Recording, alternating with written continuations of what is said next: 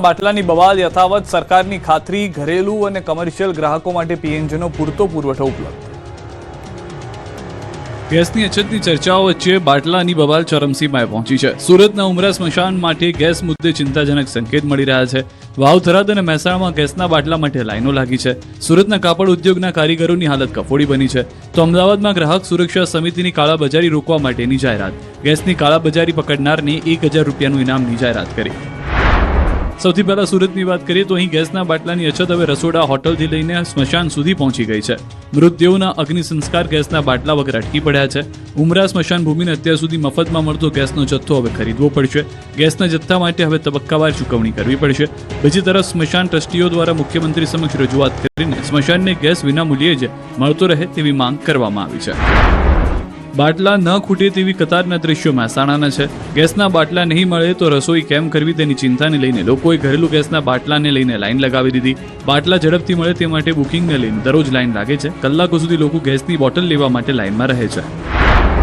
બીજી તરફ ગુજરાતમાં ગેસ પુરવઠાની સ્થિતિ અંગે અધિક મુખ્ય સચિવ મોના ખંદારે સ્પષ્ટતા કરી કે રાજ્યમાં ગેસની કોઈ અછત નથી અને પુરવઠો પૂરતો છે. તેમણે એલપીજી ગ્રાહકોને પણ પીએનજી ઉપલબ્ધ હોય ત્યાં એલપીજીમાંથી પીએનજીમાં કનેક્શન કન્વર્ટ કરવા સૂચના આપી.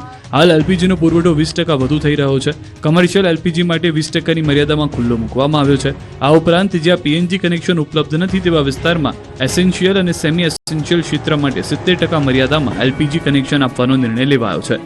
ધાર્મિક સંસ્થાઓ જે છેલ્લા 1 વર્ષથી રોજ ભોજન આપે છે તેમને પણ 10% મર્યાદામાં કમર્શિયલ એલપીજી કનેક્શન આપવાનો નિર્ણય કરાયો છે.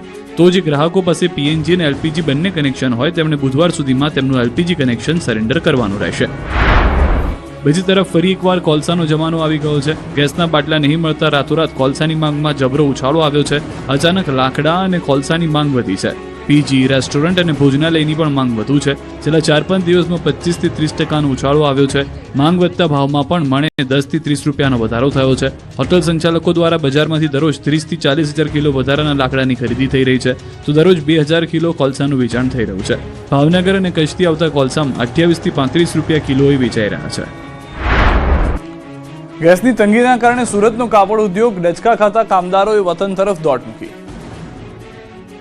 સુરતના રેલવે સ્ટેશન પર ફરી એકવાર દિવાળી કે હોળી પર પરપ્રાંતીય વતન તરફ દોટ મૂકતા હોય તેવા દ્રશ્યો સર્જાયા.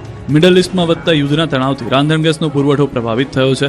તેના કારણે હવે સુરતમાં વસતા પરપ્રાંતીય શ્રમિકોની હાલત કટોકટી ભરી બની ગઈ છે. કેમ કે ગેસની અછતના કારણે ગેસ પર આધારિત ટેક્સટાઇલ સહિતના ઉદ્યોગો સંકટમાં મુકાયા. ધંધા બંધ કરવા પડે તેવી સ્થિતિનું નિર્માણ થયું, જેથી ઉદ્યોગ સાથે સંકળાયેલા કારીગરો બેકાર બન્યા. બેરોજગારીના કારણે અનેક કારીગરોને અહીં જીવન નિર્વાહ કરવું મુશ્કેલ બની ગયું છે, જેથી પોતાના માદરે વતનની વાટ પકડી. હવે તેમની ધીરજના બાણ ખૂટી જતા અને કોરોના કાળ જેવી સ્થિતિ ન સર્જાય તેવા ડરથી પરપ્રાંતિયો વતનની વાટ પકડી રહ્યા છે. રેલવે સ્ટેશન પર લોકોની ભારે ભીડ જોવા મળી હતી. ઉત્તર ભારત તરફ જતી ટ્રેનો ફરી હાઉસફુલ થવા લાગી છે. રેલવે સ્ટેશન બિહાર, યુપીના પરપ્રાંતિયો ખીચોખીચ ભરાઈ ગયેલા દ્રશ્યો જોવા મળ્યા છે. છેલ્લા 2 દિવસથી સુરત અને ઉધના રેલવે સ્ટેશન ઉપર શ્રમિકો વતન તરફ પ્રયાણ કરતા નજરે ચડી રહ્યા છે. ટ્રેનમાં બેસવા રીતસર